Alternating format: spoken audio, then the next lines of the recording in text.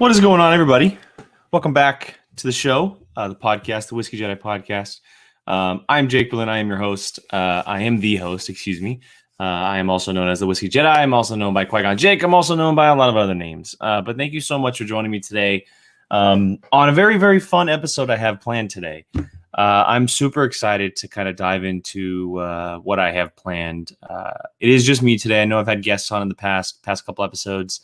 But I'm riding solo today. Just going to sit here, hang out for a little bit, talk about some Star Wars, drink some whiskey before I jump on another stream at 6 o'clock. I'm part of a couple other channels, and one of them is going to be going live at 6. But I wanted to jump on and talk a little bit about some stories that I would absolutely love to be seen told in future Star Wars. Ones that I think would probably thrive in Star Wars personally. There's people running the business who are probably smarter than I am, but I do think that some of these, and I've been told that some of these would probably work out very, very well. And so I will be diving into those. I'm also going to be drinking a whiskey that I've never tried before. And that is Glenfiddich single malt Scotch. It's a 12-year age, and I'll bring up the picture right here. There's the bottle. It also comes in that nice little canister there. I was given this bottle by my best friend Shaw during my housewarming party last year. So about 8 months ago, maybe. It's 6 months ago. 6 months ago. And I haven't opened it yet. I've been saving it. I knew for a fact I was going to use it on this show. I just needed to find the right time to use it. He gifted it to me, and I was very excited to try it. Now I'm trying it. I'm officially trying it. I got the bottle right here. I broke the little seal it has, but I have yet to open it. Very cool bottle, I must say. Very unique bottle, but I will say what I like about whiskey bottles most of the time is that when they keep them clear, because I'm able to see what it looks like. I can't see what it looks like. And granted, it comes in a canister, and I'll bring that image back up. So, we talked about it last episode, actually, when Maxwell was on. If you see a whiskey in a canister, typically it's really good. That's kind of like the rule of thumb. So it comes in that nice canister it has there, and that's in the kitchen. I didn't bring it in here with me, but so I'm expecting good things. I haven't had a Scotch on the show for a little while. Scotch is typically my go-to. I drink a lot of bourbon. Bourbon's pretty much the usual, if you will. But Scotch is typically my favorite. I only have a couple on the rack, and so I'm excited to add this to the arsenal. I'm hoping that I really, really enjoy it. Before we dive into the smell of it, I'm just going to read off the bottle and its homepage to kind of give a little backstory on it if you don't know about it. And Brandy says it's really good. I trust Brandy. She's a whiskey connoisseur, maybe even more so than I am. But yes, it's so good. And yes, Gio, I will let you try. I will let you know how it is. I definitely will let you know how it is. So right off the bottle at the top, it says our original 12. This bright and balanced single malt is matured for 12 years in Oloroso sherry and bourbon cask before mellowing in oak marrying tons. I don't know what half that means. Words that I've never heard before, but I'm learning. And then from the website, it's a little bit longer, but this is what it says. It's kind of a bio on it. Flowing in the Valley of the Deer since 1887, our family's signature expression is the world's most awarded single malt Scotch whiskey. Good sign. With unique freshness from the same Highland spring water we've used since 1887, its distinctive fruitiness comes from the high cut point, William Grant always insisted upon. Carefully matured in the finest oak and European oak sherry casks for at least 12 years, it is mellowed in oak marrying tons to create its sweet and subtle oak flavors. Creamy with a long, smooth, and mellow finish, our 12-year-old is the perfect example of Glenfiddich's unique space-side style and is widely proclaimed the best dram in the valley. There's multiple reasons why I'm excited. One, I mentioned I'm a big Scotch guy. Two, this is the longest age that I have on my rack. I have a 9-year. It's a bourbon. It's not a Scotch. I have a 9-year bourbon sitting on my rack from, what is it called? Knob Creek. There we go. I have a 9-year Knob Creek sitting on my rack. That's the oldest I have. And so I'm excited to try this. Let's just go ahead and pop open the cap, get a couple smells, see what it's all about, and then we'll get into some Star Wars here. I'm expecting very unique things here. I'll say. Ooh, yeah, that's ooh. I love Scotch so much, guys. Okay, for those of you who may, and I would love to hear your thoughts. Whether you're watching live on the playback, probably on the playback, please comment. Does anybody get like an apple smell? And you might not have it in front of you, but I kind of have like this apple sensation to it. I don't know if I'm hearing that or smelling that right. Just that pour, guys. Just so good. Just so good. Oh.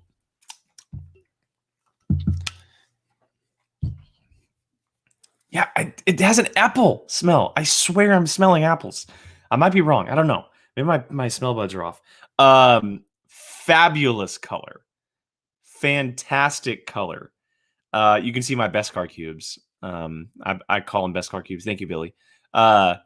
Beautiful color. And as I meant, I mean, look at the color on that just from the top. That is so beautiful. You can't see it from the bottle, which bothers me. I've always said that it bothers me, but I also understand if they have as good of a reputation as they have. I mean, who cares? Like, who cares if the color is black, green, straight white, clear? I mean, it doesn't matter.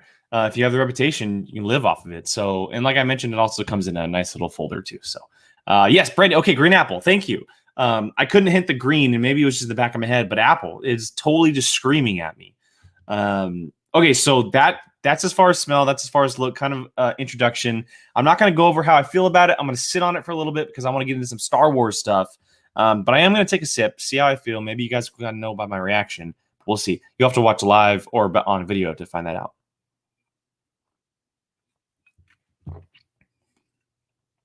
Speaking of on video, the show will continue to be available on podcasts. I've been slacking a little bit because I've been just busy with so much other stuff. A lot of episodes will be uploaded on podcast form this week. If you're more of a podcast person, I'd love you guys to give me a subscribe over there.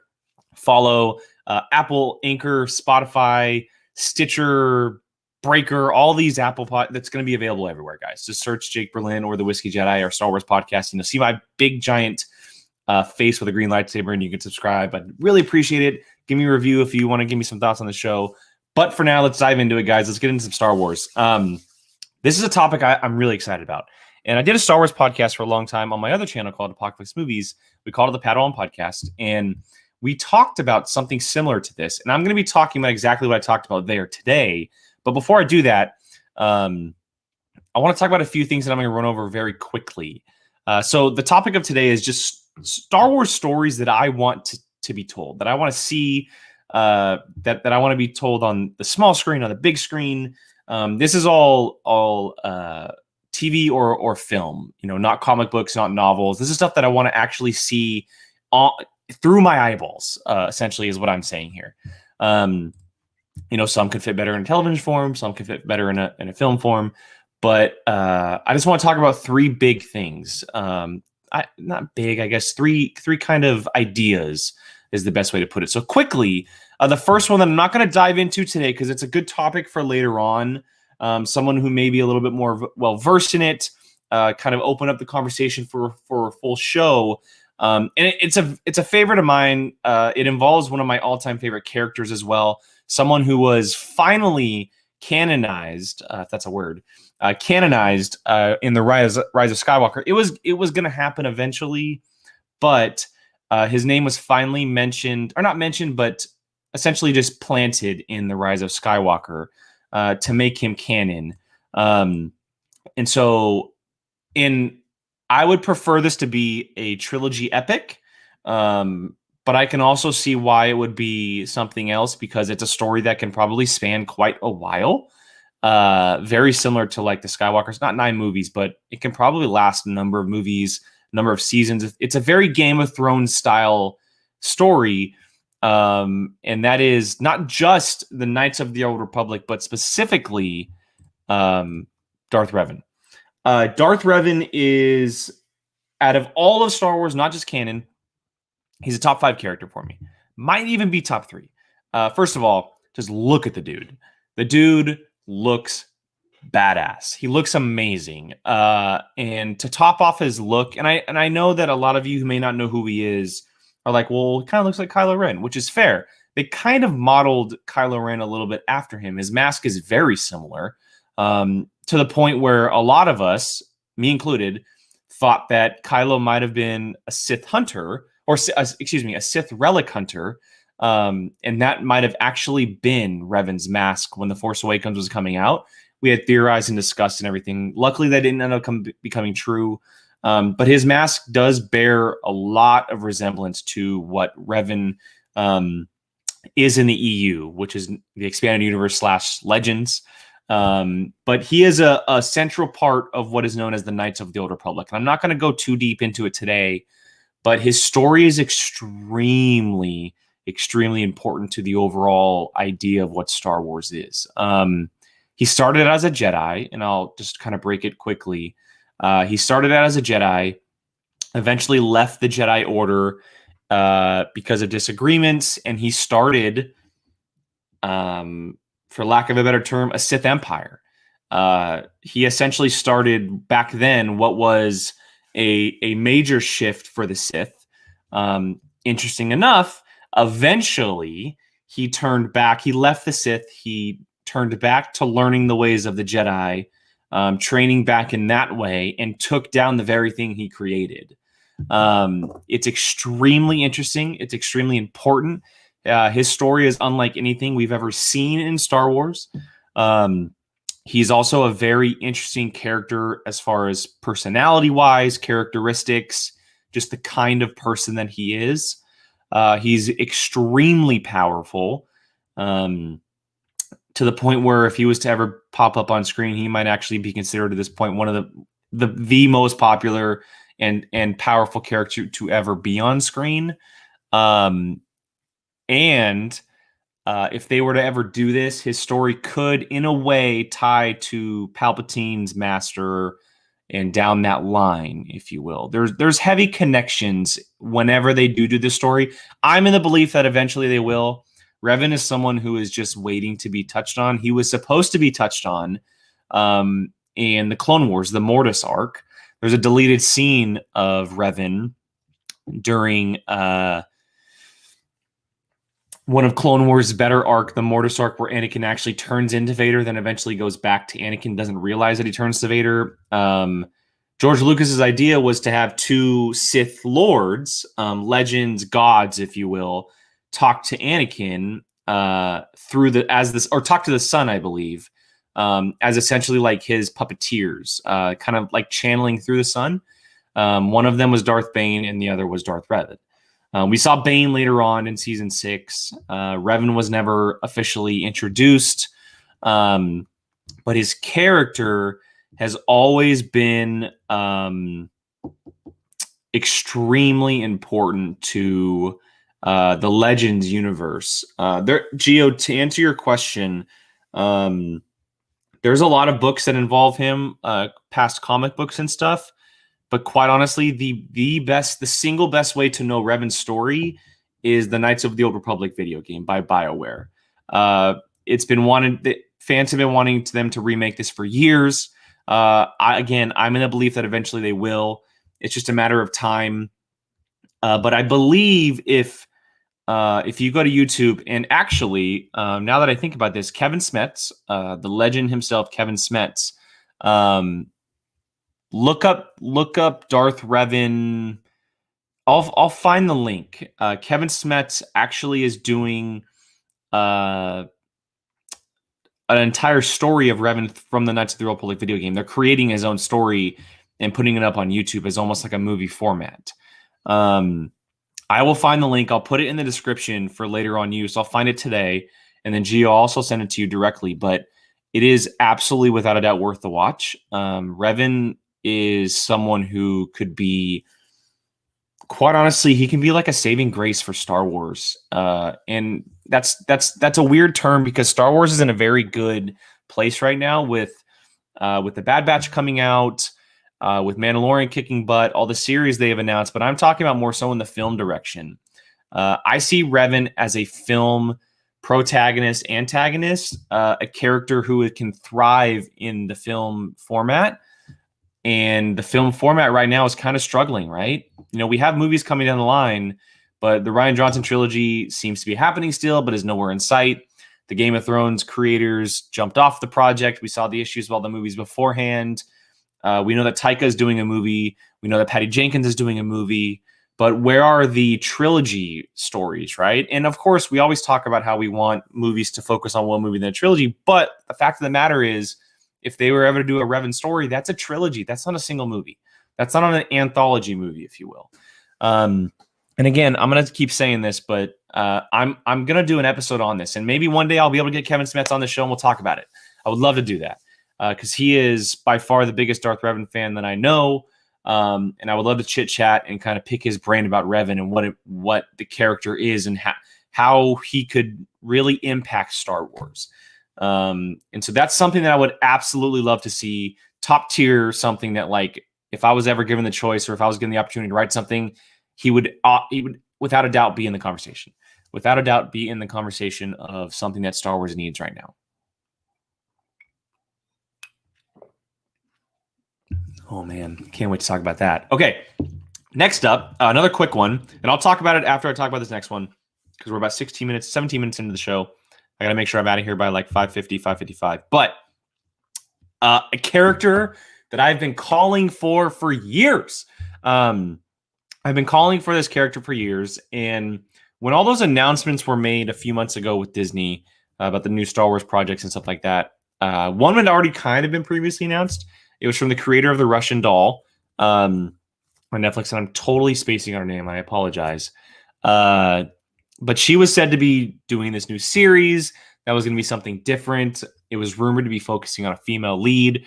And the first thing that popped in my head is that she's doing this. She is doing this. I'm losing my mind. I've never been more excited at this moment. This is what I want to see in Star Wars. Ultimately, that's not the case. That's not what's happening. But this, to me, this is something that not just that I want to happen, not just that I see happening eventually, but really needs to happen. This is kind of a must for Star Wars, in my opinion. It is a character who is, without a doubt, the best thing to come from the merging of Marvel Comics and Star Wars back in 2012 when Disney bought, when they announced all these new runs, when they started telling all these new stories. This character is the single best thing to come out of anything they have done novel-wise or comic book-wise. And I'm speaking none other than Dr. Aphra. Dr. Aphra is the richest character going on in the written format of Star Wars currently. This character is brilliant. I have read everything involving her up and down. I've read some things multiple times. Just last year, they created her original comic book, The Origin of Dr. Aphra, if you will, into an audiobook. And so you can actually listen to her story via audiobook, and it's an incredible introduction into the character in audiobook form. It's brilliant. This character, for multiple reasons, is something that Star Wars really, really needs. Now, I will say for the biggest reason that anybody can give, and the most important reason, is that she is a gay character. She is a gay character. It is front and center in this comic book. It is front and center in the audiobook. She's had 2 runs so far. She's also dabbled in a bunch of other series. She, in her first run, it was clear. In a second run, it's clear. In her other stories, it's clear. It's an extremely important part of the character. It's not just something that's like thrown in there, right? We kind of see that in some characters, right? It's just kind of like an attribute, if you will. This is like one of the biggest reasons why she is Dr. Aphra, why she is so important, why she is so beloved. Her relationships are incredible. And the story can be told on a brilliant level as a TV series, not a movie. This is a prime television series waiting to be made. And it's not just because she's a gay character. It's not. She is essentially a Star Wars version of Indiana Jones without morals. She has morals, She has them, but she lives by her own rules. She's very much, in a way, out for her own self. She kind of teeters on like that bounty hunter line where they work for themselves. They'll do jobs for themselves. No matter if she's working for someone, she always has a backup plan to kind of get herself out of the situation. But she's an archaeologist. She's a hunter. She hunts for ancient artifacts in the universe, and she gets herself into sticky situations. In one of her runs, she ran into the oldest living Jedi intelligence in the universe. She is an incredible character who has incredible depth and layers to her. She also runs with 2 murder bots, BT1 and 000. She runs with them. They're essentially the evil murder versions of R2 and C3PO. It's extremely interesting. They're not always with her. There are moments when they separate, but the characters are written extremely well. You would think to yourself, well, how would that work on screen? Trust me, it would work on screen. The right people behind the character and the story, it would definitely work on screen. But she also has at one point a Wookiee for hire as her right-hand Wookiee, if you will. She runs into characters like Boba Fett and Bosk, and the biggest part of this, she is the single person that I have ever seen have an actual decent relationship with Darth Vader. She escaped his hand of death, if you will. Vader was on the hunt for her, and she made him believe that he needs her. And they work together at one point, which is mind-boggling. But the character is, again, it goes back to that argument of the depth and layers that she has. She can get herself into any situation and get herself out. It's incredible. It is absolutely incredible. And as I mentioned, out of everything that's come out canon-wise from novels and comic books, she is my favorite. That includes back in 2015, when they did things like Lost Stars and Lords of the Sith, and now they're doing High Republic and all of these things, even Mandalorian's show, but as far as written material, she is my favorite thing to come out. And I have been championing this character for years to come to the screen. And I've been telling everybody that there's one person that needs to play her. I have this so far thought out that I've even brought this up. And over the recent weeks, it might become an issue because she just got signed on and is currently filming another television show. But who knows if that'll actually last. But there is one character who fits the build perfectly. And Dr. Aphra comes from Asian descent, right? She's drawn differently at times, but she is an Asian character. That's who she is. And this character needs to be played by the one, the only, the Agents of S.H.I.E.L.D. alumni, Chloe Bennett. Chloe Bennett needs to play this character. I cannot tell you enough that Chloe Bennett needs to play this character. I've been saying this for so long. That someone needs to play this character, and it needs to be Chloe Bennett. I think that, the uncanny is it's just uncanny. It's uncanny. The matching there is just it fits perfectly, if you will. And so as I mentioned, Chloe Bennett signed on to play a Powerpuff Girl for the CW, a live action version of that show. She's playing Blossom in that show, so who knows if that comes into play. I don't know if she signed on for multiple seasons. I don't know if the show will be, greenlit for a third season or our second season, excuse me. I don't even know if it'll last one season. But there is no way that I could see this show being made without her. Also, she has a great relationship with Disney because she was on Agents of S.H.I.E.L.D. for 7 seasons, I want to say. Was it 6 seasons? 7 seasons, I think. And she played the best character on the show, Daisy Johnson, Quake, who could possibly come back in the MCU at some point, who I would love to see, obviously. But the kid, it's just perfect. It's really, really just perfect, in my opinion. I would love to see it happen. I don't know if it'll happen, but again, if Lucasfilm came to me and said, "Hey, what's the one thing you want made?" This is the one thing I would want made. Honestly, this is the one thing I would want made. I want a Dr. Aphra series more than anything in Star Wars right now, and that is even saying it more so than what I'm about to pitch you guys. I'm about to pitch a television show, and I want Dr. Aphra more because it's different. It's different than anything we've ever seen before in footage on screen. It just needs to happen. It just needs to happen. All right. Let's go in and move forward here to Glenfiddich, if you will. Such an interesting name. Such an interesting name, Glenfiddich. It's a hard thing to say, but works out. So yes, Glenfiddich single malt whiskey, Scotch whiskey, excuse me, 12-year. As I mentioned up top, I got a serious smell of apples in this bad boy. And that is the first time I had really kind of got that aroma while opening a bottle. And I was excited about it because it's something new, something that I hadn't had before. And I got to say, the taste gives off the same vibe. It is something unique and different than I've ever had before. Let me take a quick sip. This is unlike anything I have on my shelves currently. It is a little tart. I will say that it kind of has this bitterness to it, but I get and sticking with the apple flavor a little bit. A hint, not like the smell, a hint of apple. There's a lot of caramel flavor. It's very sweet in moments, but it does have a nice little kick to it. And it really kind of does give you this nice little, like, quote unquote, firing on all cylinders vibe. God, that's so hard to say.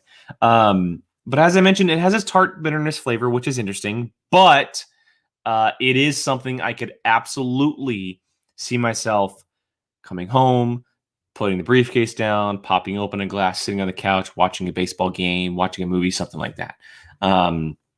Because it is so different. And I like that. It's not what I expected because I have, what do I have? 2 scotches on my shelf currently outside of this one. And those 2 scotches are very different from what from this. They're much more of a basic, everyday scotch, if you will. This kind of has that very caramel, smoky, but bitterness, sweet flavor to it that my other 2 scotches don't. And I enjoy it. It goes down smooth. It does kick you right off the gate, but it goes down smooth. So it's something that can, a lot of people who may not like it or like whiskey, excuse me, might be able to get past that. And that's the thing, right? If you don't drink whiskey on the regular, when you first sip it, it's going to give you this nice little bite. That's the point of whiskey. More so with like a rye, and then a scotch, and then a bourbon. But it's supposed to kind of kick you a little bit.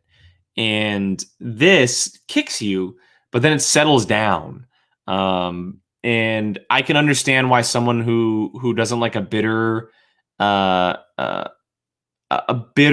the other word? Tart flavor, taste to it, might not like it. I get that. But because this is so unique, and because I personally like the flavors, I like the sweet and then the bitterness to it, the kind of combination that goes back and forth that you get in your mouth. It fits really well with what I like personally. So Shaw, if you are watching this, if you ever watch this, I don't know if you will, because you got a 1-year-old on your hand. You did well, my sir. You did well. So anybody out there watching, Glenfiddich is quite good. It's quite good. 12-year age. And I think that comes into play a lot. I think letting it sit around for a while is a big factor into why it tastes the way it tastes, why it has that tarty flavor to it, why it kind of has a little bit more caramel than apples when you taste it and not smell it, which I like. It sits in a couple different styles of barrels, and so it kind of melds all of these things together, and you can taste every single one of those things, and that's good. That's a good whiskey when all of the flavors come out. That's a really, really good sign of a whiskey. So Glenfiddich, you got my thumbs up on that one. It's definitely good. I'm going to finish off this glass before we finish here. But I do want to get going because I want to pitch you guys a Star Wars series. And I'm super excited about it because it's something I did a little while ago. And I've had a couple people be like, "Oh, this is amazing. You need to tell someone this."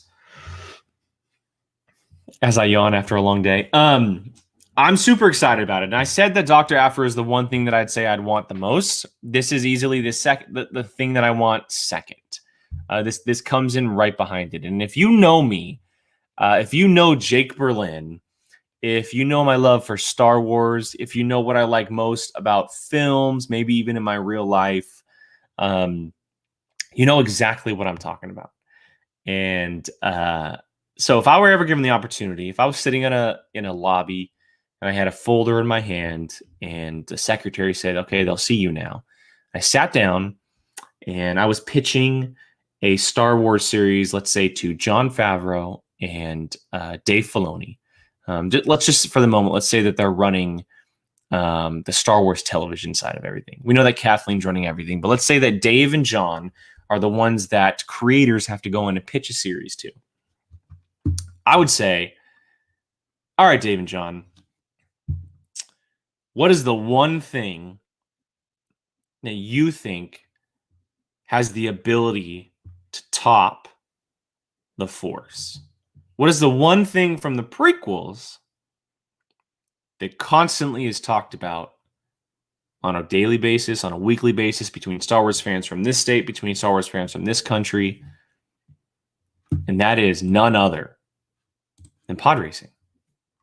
Pod racing is something that has been touched on once and never been talked about again. Not once. Not once. I'm not pitching here, obviously. I got out of character for that for a second. I left that moment behind because I got a little, energized, if you will. No, look,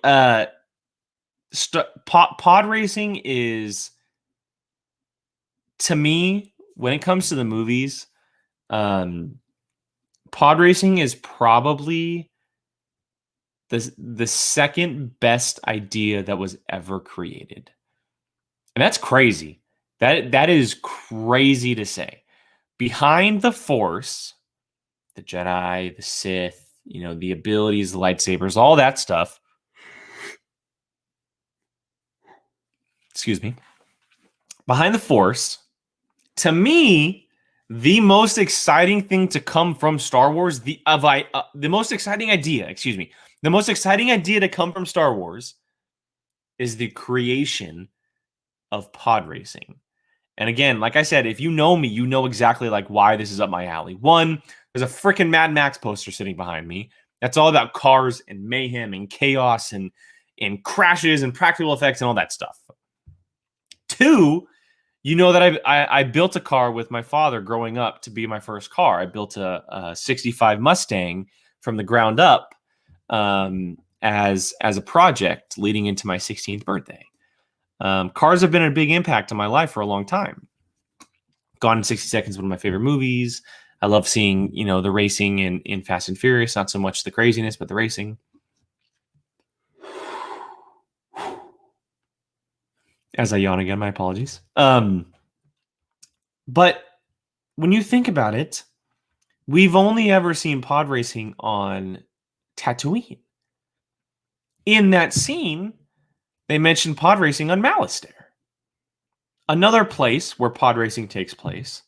So I came up with an idea. I came up with a very, very interesting idea that could very well attract someone. I don't know. That we could see some point. I don't know. Maybe. But I want to break it down for you guys. So first of all, I'm just gonna, you know what? I will go in order how I wrote this. And again, I wrote this probably a year ago for the other show, and it's just been sitting here. I never really enhanced it or added to it. But it's titled Star Wars TV Show Pitch. First up's location. Location's big, right? We saw it on Tatooine. Star Wars galaxy is vast. Where can we go? Multiple planets across the galaxy is what I first have written down. Next up, including familiar planets, places where we've only seen some things, but not everything. Places we've touched on, but not stayed too long on. Familiar planets such as Endor. And what I mean by Endor is I mean the forest moon of Endor, right? Hoth. We started out The Empire Strikes Back on Hoth. Never gone back. We've seen an ice planet, wasn't Hoth. We've seen an ice planet in Mandalorian, wasn't Hoth. Why not go back to Hoth? And finally, Kashyyyk. What about Kashyyyk? What does Kashyyyk look like in movie format? We've only ever seen Kashyyyk at war. Right? We saw the Wookiees fighting the Droid Federation in Revenge of the Sith. That's all we've ever seen in Kashyyyk. Never gone back. But also featuring planets like Dantooine, which is mentioned in A New Hope, right? An old Rebel base used to be there. And my personal favorite that I wrote down. And of course, this can include planets that we've never even heard of before. Duh. But my favorite of the list is Mon Calamari. What about Mon Calamari? Underwater racing through tubes? Come on. That's like Speed Racer stuff right there. I love it. I absolutely love it. That I can just imagine right now visually seeing pod racers, start out on top on land, and then they have to race through the majority of water, right? Through a tunnel system. How cool would that be? How cool would that be? So there's locations. Next up I have written down as a main character. I have a main character sitting down. Yes, yes. I need a VR pod racing game. Yeah. I mean, could you imagine? I need to be entranced in that world. Next up, I have a main character written down. Main character is a male. Okay. Mid-20s.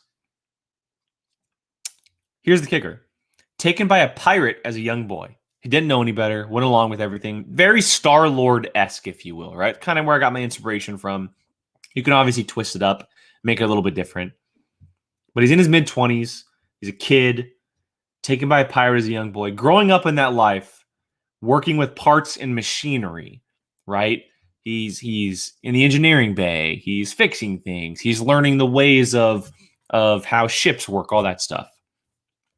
He eventually became the ace pilot of the crew, meaning not so much that he led missions, but maybe he was the best.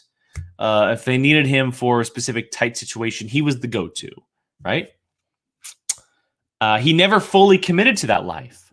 He was never really someone who, even though he was involved, he always second guessed. Like, is this what I'm supposed to be doing? Why are we doing this? Why am I doing this with them? So never fully committing to that life. He found a way to get out with a chance to do what he's always wanted. Race. Boom. There's your main character. Backstory, history, and a motivation. Big key there. He has a motivation of what he wants to do, why he gets out of that life. He wants to race. He doesn't just want to fly around and do jobs. He wants to race. He wants to go fast. He wants it to be in a structure. He wants to go to different planets and travel. He wants to race. Pod racing. Boom. There you go. Supporting characters. Another male. Early to late 50s, a little bit older, right? An older race legend who has seen his time of racing disappear. Okay. Older guy, maybe retired, gets back, dragged back into the fight. Although he may not believe in him because of his past, talking about the main character, he sees his ability as a racer, right? He's just a strong racer. He has the ability to do so. He has that thing that makes him a racer. This character knows the circuits, right? He knows the races. He knows the planets. He knows the ins and outs of everything, how it works. And although they constantly butt heads, they understand each other. And I got a little inspiration. I won't lie. I got a little inspiration from Days of Thunder. NASCAR film, Tom Cruise, not Robert De Niro, Robert Duvall, excuse me. I almost said De Niro. Robert Duvall,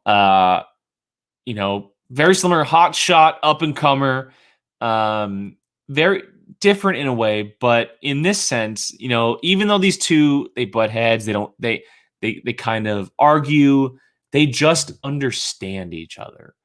And that's a thing. That is absolutely a thing. They understand what is kind of going through each other's heads, and that's a big key why eventually their relationship works. Right? You have this young hotshot thinks he knows everything, and then you have this old wily veteran, right? And they have this common denominator of racing, but they have to find the way of actually liking each other down the road. Next up, supporting character. I have 3 supporting characters. Here's the second one. Female, late 20s, an ex-racer who no longer enters the pod due to an injury. So she got hurt, maybe an accident, something happened on the side, something like that. She's the gearhead. She's the one who knows, who has, spent hours on hours fine-tuning her racer, fixing it, adjusting it, seeing what works, what doesn't work. So she's on quote unquote the gearhead, the gearhead of the team. She understands the machine more than anybody. She was the learner, racer, protege of the first supporting character. So she was the one who was learning from the old wily veteran. And I didn't give any of these guys names because Star Wars names are hard, but so she's the one who may have that, may have the jealousy, the fact that she can't race anymore, right? And she butts head with the main character, even though she's the one who's kind of running the machine. Maybe he pushes it a little bit too far past her judgment. They butt heads. That's kind of where I see that relationship going. Third supporting character, a male, late 20s to early 30s, a little bit older than the main character. This character is helmed as the future of pod racing. So this is the hotshot of all hotshots. The hotshot of all hotshots. He's the guy, right? He's the one who is deemed as the next big thing, if you will. Grew up in the circuit, so he was always around the racing, legend in the making, a fan favorite, but little does everyone know that he's a cheater. Boom. Right? A little bit of a dark side to him, as every antagonist, if you will, does. Every rival, if you will. Rival is a much better word for this. While he's a skilled pilot and racer, his biggest victory and fame came off of a win against character 2, excuse me. Character 2, so our second came off a win against character 2 following fixing her pod. So he messed with her pod, essentially. Very Sebulba to Anakin-esque, but it actually worked. Injured her. A little resentment there. Maybe she knows. Everyone doesn't believe. He's this pretty boy.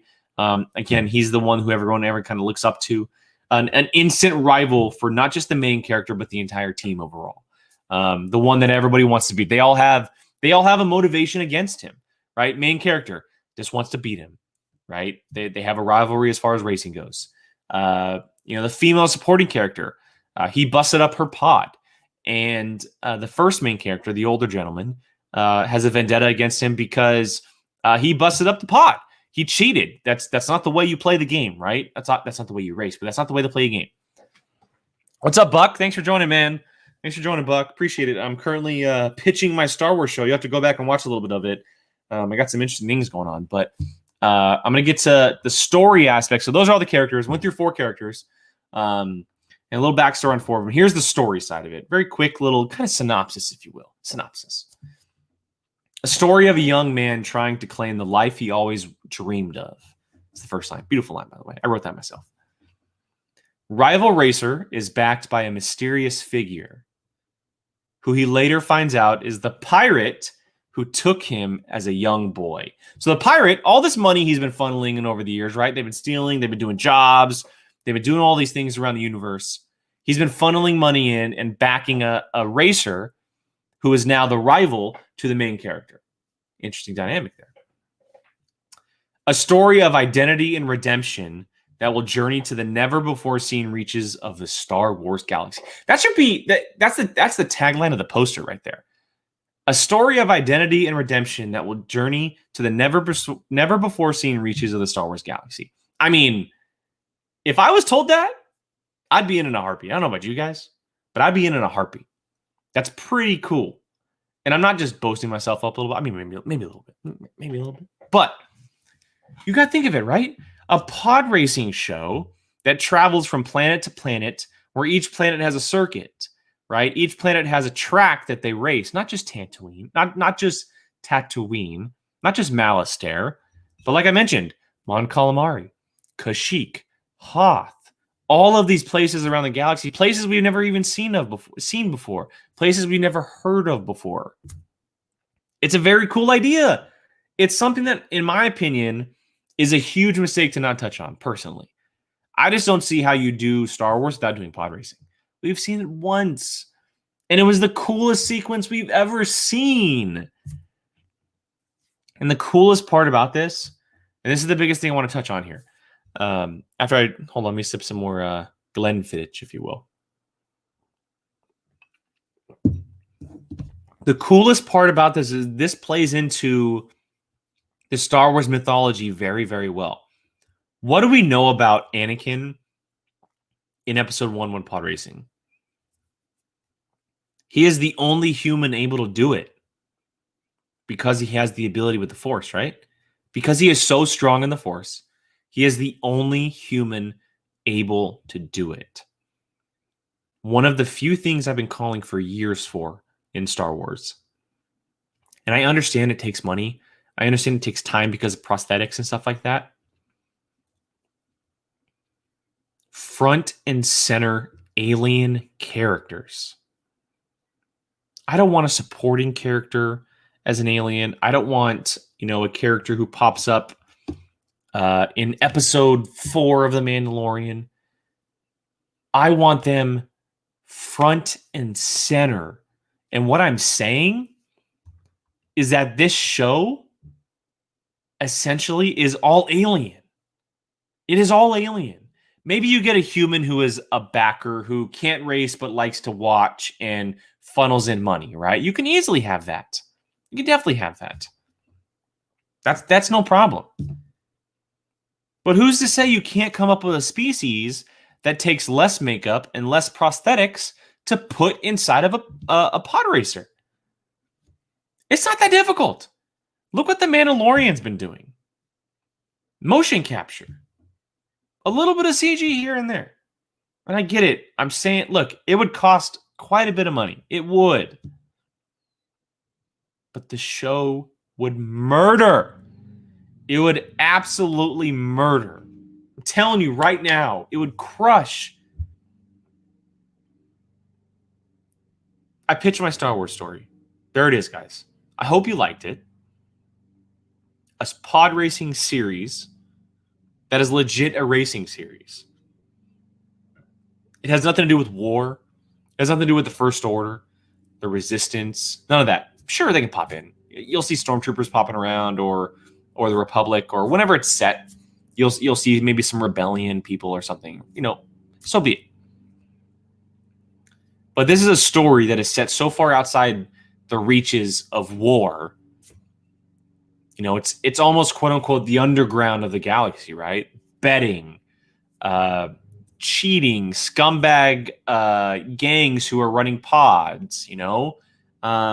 We've seen it in racing films before, right? Let's think of the Fast and Furious stuff, right? I'm not saying like scum and villainy and stuff, but nice little pun there. But think back to the original The Fast and the Furious. They race at night. They race in alleys. They block off streets. They run away from cops. It's the underground of the world, right? There's a reason why Need for Speed, some of the games were called Need for Speed Underground or Need for Speed Most Wanted. Let's see it. Let's see it. That's what I want most. Well, that's what I want second most because I mentioned Dr. Aphra. So that's what I want second most, but that's just my opinion. Yeah, guys, look, if you're just getting here for watching live, go back, rewind, start from the beginning of my Star Wars pitch. But I just pitched a Star Wars pod racing series, and I have 4 characters, and I've given them all backstories, and I even have a story. And if an executive watches this one day, and 5 years down the road, you see this series on Disney Plus, I want my money. No, I'm just kidding. I hope I inspired. Because I think it's a series that would really crush I think it's a series that would do really well. I think it's a series that would excite people because, again, going back to what I mentioned with Dr. Aphra, it's different. It's not what we're seeing currently in Star Wars, right? And they're going that direction. Like Rogue Squadron is going to be different. The Acolyte's going to be different. Who's to say pod racing can't be the same? It is one of the most exciting things Star Wars has ever done, and we've only ever seen it once. It's damn time we go back to it. It is damn time we go back to it. Yeah, exactly. See? Look, this is a way you can kind of connect it to the larger universe. The First Order presence as they try and fix races. Why not? Why not? Look, we see that in racing and car movies all the time, right? We see that in movies that have to do with horse races or some other kind of race. Who knows? It can be any kind of race. It happens. It happens in sports. Fixing. It happens. It would be such a great aspect of the show. That's just my opinion, though. And Gio, you're absolutely right. A George Miller, Justin Lin, or James Mangold pod racing limited series. I would lose my mind. I'm not going to say limited because I'd want this crap to go on forever. But yes, those are three great directors who could do it. George Miller might be a little bit older for it. Justin Lin would obviously be great. He does a lot of the Fast and Furious stuff. James Mangold did Ford v Ferrari. Duh. But who's to say? I mean, look, it's Star Wars. You can get anybody to do it. You can't. Right? I mean, it's as long as you have a story, you can create pod racing elements to a T. You can hire some NASCAR driver who's like, yeah, this works out great, or some kind of racer who just knows what he's talking about. That's how it worked for me. It's the second thing that I want the most. It's the one that I want to pitch. I'm telling you right now, guys, if they announce a pod racing series tomorrow, you might not ever see me again. I might have died. I might just die on the floor. I would get so excited. So there it is, everybody. My Star Wars television show pitch. I pitched a Star Wars series, but I also talked about Dr. Aphra. I also talked about Darth Revan and the Knights of the Old Republic. A few things that I want to see the most, but as I mentioned, the latter two there, Revan and Aphra, they will definitely be touched on at some point later on in the show. Yeah, Gio, I mean, why not? Why not? I mean, it's always possible. Death race and pod racing, possible. I mean, look, I like the first Death Race. Why not? I dug it. There's plenty of things that you can relate it to, that you can inspire yourself from, right? The one that comes to mind the most is something similar to, like Days of Thunder. I don't want like a racing heist stuff. I want like a legit racing stuff. Like each episode is a race. That's what I want. Like Speed Racer. I want Speed Racer is what I'm talking about. I want Speed Racer in space. It's right. Like every episode is one race, right? And maybe one season takes inspiration from Cars. Second season, he goes off and he has to learn something new because there's some hotshot that comes out and beats him. I don't know. There's a lot of inspiration out there. And it's something that could really, really work, in my opinion. It really can. All right, everybody. I'm going to get out of here because I got a show in about 5 minutes. But I want to thank everybody. Seriously. I've mentioned it multiple times on this show. This show is really just a time for me to come back, relax, drink some whiskey, try some whiskey, and talk to you guys and kind of what's going on in my head about Star Wars. I look forward to doing more in the future. I look forward to doing with friends. If you're watching this, you want to come on the show, hit me up. I'd love to have you on. I got ideas for people and, I want to have them on too. But if you're part of this world and you want to come on, let me know. I'd love to have you on, talk some Star Wars, drink some whiskey. Let's do it. But for now, thank you guys so much for watching, for listening. Again, the show is available on all podcast platforms, Apple, Anchor, Spotify, and everywhere else as well. Lives on YouTube, multiple formats there. The show is available every 2 weeks. It fits a little bit better with my schedule there, but every 2 weeks. And so again, I am Jake Berlin. I am the Whiskey Jedi. Thank you guys so much for joining me this past hour. It's been a treat. I hope you guys enjoyed the conversation. And if you were interested, Glenfiddich whiskey. Glenfiddich. Really, really cool bottle. Great whiskey. Nice, unique taste to it. And I would definitely recommend it. 12-year age, guys. That's a big key there. 12-year aged. That's a big deal. So I will make sure to tweet this out again. If you guys can share, if you guys can like it, give me a thumbs up or a thumbs down. If you didn't like the episode, give me a thumbs down. But any support, I appreciate. Comment along. Let me know your guys' thoughts. I'd love to hear you guys' thoughts on this one. Kind of Star Wars series you guys would want, Star Wars shows, Star Wars movies, just stuff that's never been touched on that you'd want to see. I'd love to hear your thoughts. And then you guys can just find me everywhere. I'm all over the place, guys. Not just here. You guys can find me on Twitter at Qui-Gon Jake. 2 N's because someone else took it before I did. And who knows? Maybe it was Liam Neeson. Maybe Liam Neeson took it before I did. I don't know. You can also find me on Apocalypse Movies on Tuesdays. Our live show, Apocalypse Now, goes live at 7 p.m. Pacific. Honestly, guys, it's a fun breakdown of film. It really is.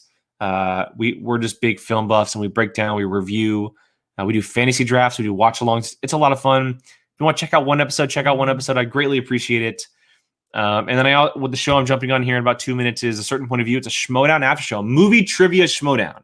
If you don't know what the Schmodown is, I highly recommend Googling or going to the YouTube search bar, movie trivia Schmodown. Look it up. Also, look us up, A Certain Point of View. We do reactions. We do a show. We talk to you guys. We support.